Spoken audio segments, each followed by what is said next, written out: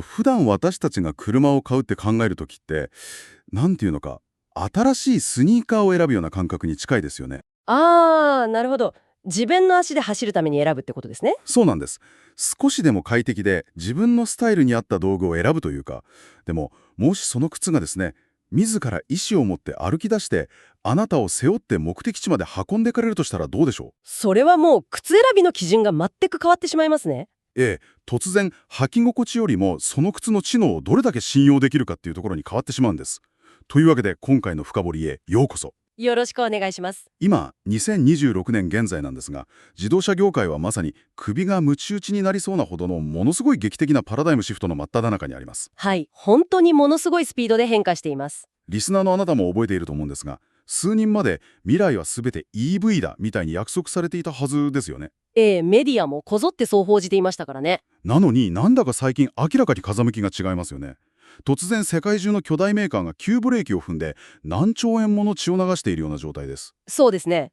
一体なぜこんなことが起きているのか。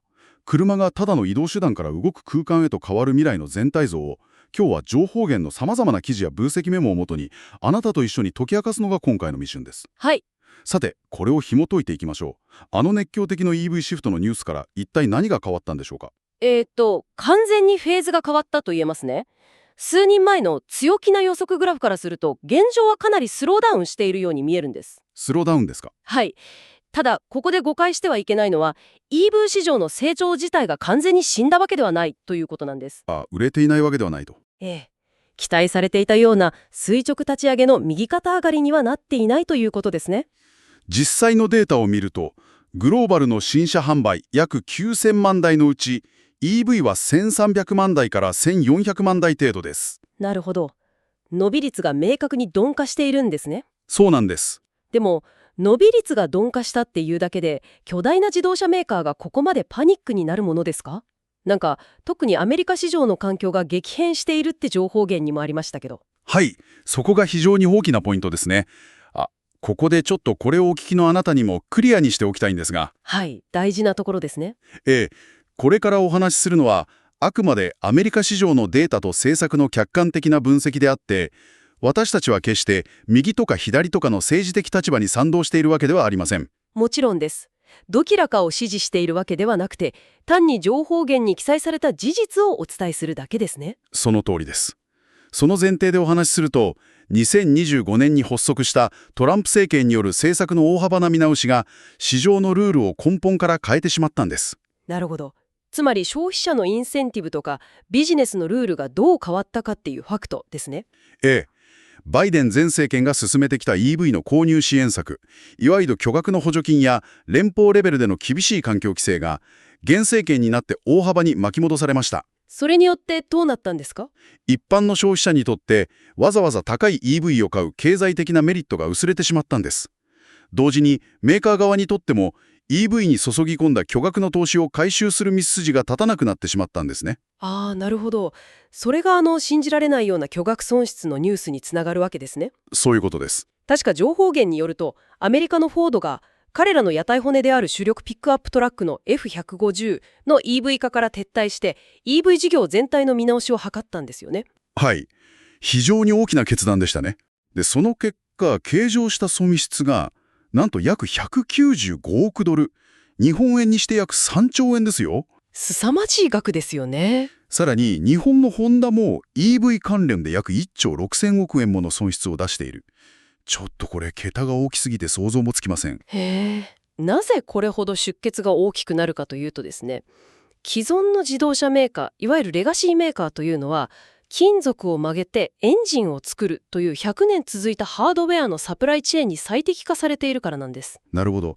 100年の歴史があるわけですからね。それを突然巨大な走るコンピューターへと作り変えるには本当に天文学的なコストがかかります。それなのにいざ蓋を開けてみたら想定通りに売れなかった。まさに巨額のサンクコストになってしまったんです。でも、世界中が全く同じ状況というわけではないですよね。中国市場の動きとか見ていると、なんか全く別のパラレルワールドにいるみたいだなって思うんですが。そこが現在の自動車業界の最大の分断地点なんです。中国では BYD をはじめとする現地メーカーがまるでスマートフォンのようなスピードでソフトウェアをアップデートしながら車を作っています。スマートフォンのようなスピードでですか？ええ、彼らは高度な運転支援技術である NOA、ナビゲーションオートパイロットですね。これを搭載した EV をなんと10万から15万円、日本円で100万から200万円台という破壊的な価格で次々に市場に投入しているんです。ちょっと待ってください。100万円台で自動運転に近い最新の支援システムがついた EV が買えちゃうんですか？そうなんですよ。信じられない価格設定ですよね。そりゃ日本や欧米のメーカーも太刀打ちできませんよ。実際、日産とかホンダも中国市場でどんどんシェアを奪われているっていう厳しい現状がありますし。非常に苦戦を強いられています。つまりこれって例えるなら各メーカーはみんなで一斉に最新のスマートフォンを作ろうって巨額の投資をしたのに、いざ作ってみたらインフラも整っていなくてお客さんもそこまで求めていなかったことに気づいた。はい。でその隙に中国の安くて賢いメーカーに市場を荒らされて慌てて開発費をシェアし合っているような状態ですよね。だからこそ日産、ホンダ、三菱が生き残りをかけて協業を模索したり、ヨーロッパでもルノーとフォードが手を組んだり、アライアンスの枠組みが激変していると。まさにその見立ての通りです。もはや単にバッテリーとモーターを積んだハードウェアを売るだけでは勝負にならない時代になってしまったんです。なるほど。だからこそ各社は巨額の投資の矛先を車のハードウェアから頭脳、つまりソフトウェアと自動運転技術の覇権争いへと急激にシフトさせているんです。車の価値が足回りから頭脳へと移っているわけですね。だとしたらその頭脳ってどうやって周りの複雑な世界を認識して運転しているんでしょうか？ここで興味深いのはですね、その頭脳を作るための技術アプローチが現在真二つに分かれているということなんです。二つですか？二つの全く異なる哲学がぶつかり合っています。まず一つ目は自動車業界の王道ともいえるアプローチ A、センサーフュージョンと高精度地図の組み合わせです。センサーフュージョン。つまり、いろいろな種類の目を組み合わせていいとこ取りをするっていうイメージですか？その通りです。カメラの視覚情報に加えて、レーザー光で 3D 空間を正確に把握するライダー、そして電波で距離を測るミリ波レーダーを組み合わせます。ライダーとレーダーですね。さらにそれを事前に作られたセンチメートル単位の高精度3次元地図データと照らし合わせる方式です。これの何が素晴らしいかというと、例えば猛吹雪の雪道を想像してみてください。猛吹雪。前が真っ白で白線どころか数メートル先も見えないような厳しい状況ですよね。そうです。そういう状況だとカメラやリダーの光は雪や雨粒に反射してしまって完全に視界を奪われます。確かに光だと乱反射しちゃいそうですね。しかしミリ波レーダーの電波は雪や水に対する透過性が非常に高いんです。たとえ道路の白線が雪で完全に隠れていても、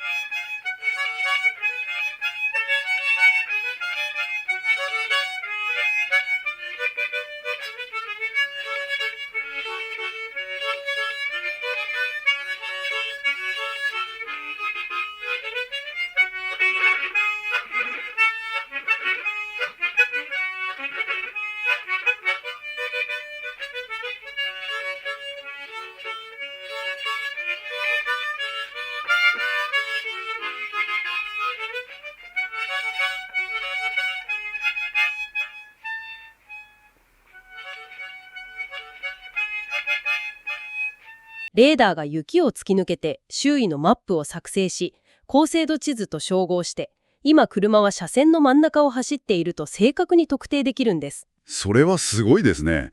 雪を見透かせる目を持っていると。はい。ホンダが2024年に発表したホンダゼロシリーズやトヨタのアドバンストドライブなどがこの絶対的な安全性を追求する事例として挙げられます。なるほど。王道のアプローチとしてすごく理にかなっていますよね。でももう一つの哲学があるってことですよね。それがアプローチ B、ビジョンオンリーとフィジカル AI です。これを牽引しているのがテスラです。テスラですか？彼らは高価なリダーや高精度地図をあっさりと車から捨ててしまいました。その代わりに複数のカメラが捉える視覚情報と人間の脳に相当する強大な計算処理能力だけで人間のように運転を成立させようとしているんです。ちょっと待ってください。カメラだけで運転するんですか？雪を突き抜けて見えるレーダーがあるのにわざわざそれを捨てるってなんかコスト削減のためとかなんですか？まあもちろんコストダウンの側面もあるんですが、最大の理由はそこじゃないんです。センサー間の情報の矛盾によるファントムブレーキを防ぐためなんですよ。ファントムブレーキ。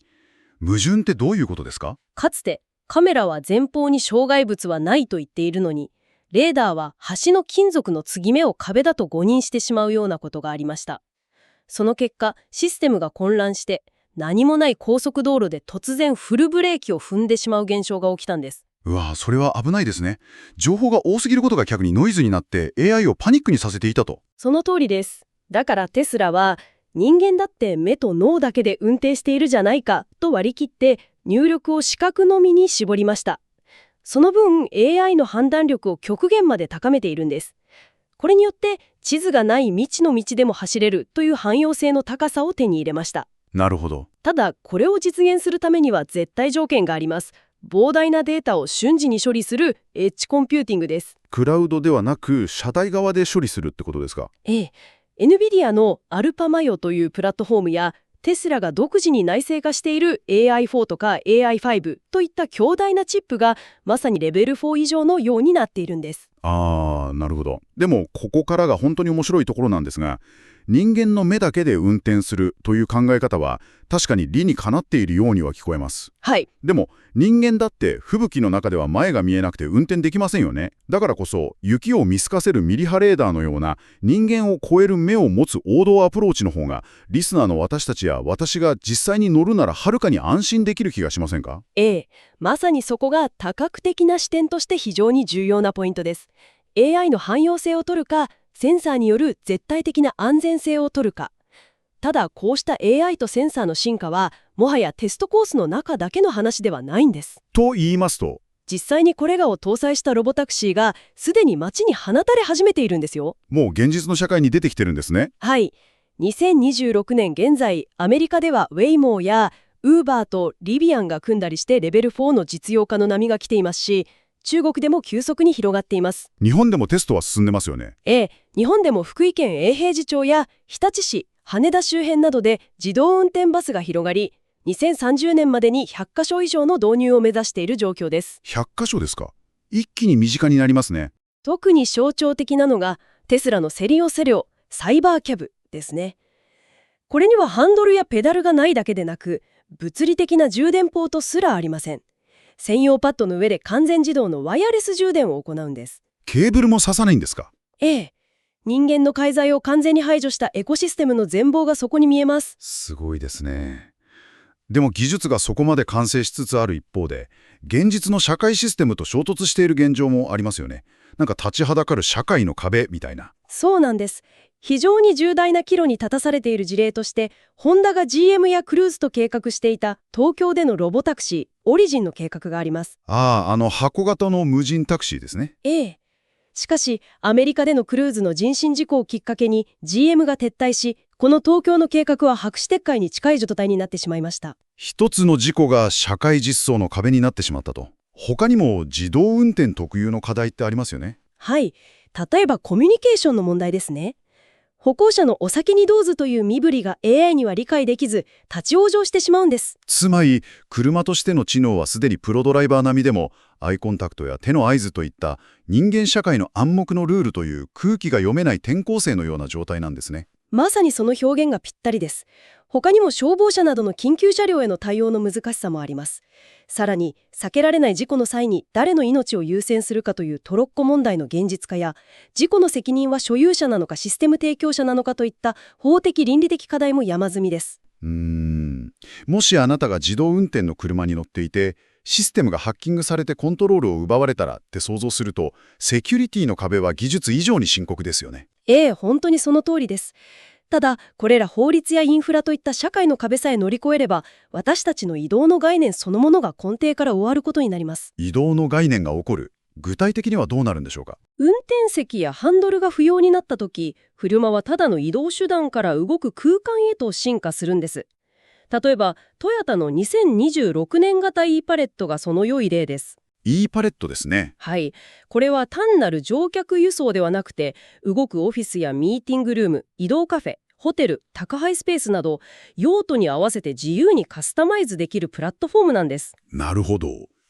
つまりこれからはどこへ行くかではなくて、移動中に何をしたいかで車を呼ぶ時代になるんですね。移動するカラオケボックスを呼んだり、寝ている間に目的地に着く移動ホテルを呼んだり。ええ、まさにそういうことです。だからこれからはエンジン音よりも防音性とか車内ディスプレイの技術の方が重要になるんだって気づかされました。でも、街の中をそんな空間が行き交うとなると、インフラとの連携も必要ですよね。はい。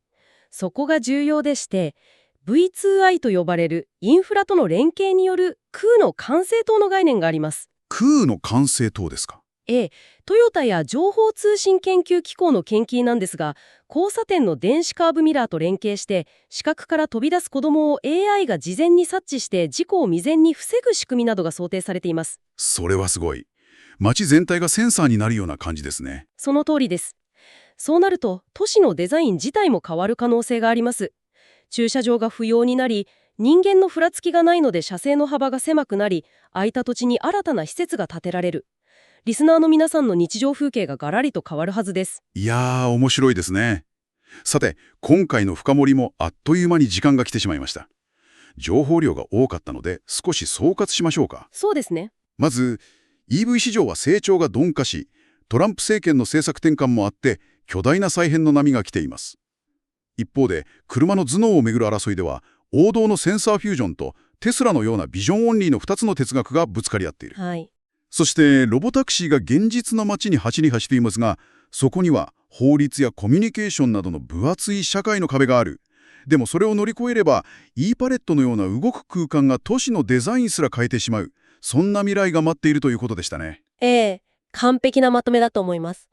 今回の深掘りがあなたが単にニュースを知っている状態から裏側にある構造を理解している状態へのショートカットになっていれば嬉しいです。さて最後にあなたに一つ考えてみてほしいことがあります。何でしょうか。情報源のデータの中にテスラの自動運転が人間のドライバーよりも7倍から8倍安全だというものがありました。またインフラが AI 向けに最適化されて街全体がシステム化されていく未来が確実に来ますよね。だとしたらはい。数十年後、人間が自らの手でハンドルを握って運転することは、危険すぎる行為として法律で禁止される日が来るのではないでしょうか。なるほど。それは非常に興味深い視点ですね。私たちの孫の世代は、昔の人は自分で鉄の塊を操作してたのって、本気で驚くかもしれません。あなたはどう思いますか？それでは次回の深掘りでお会いしましょう。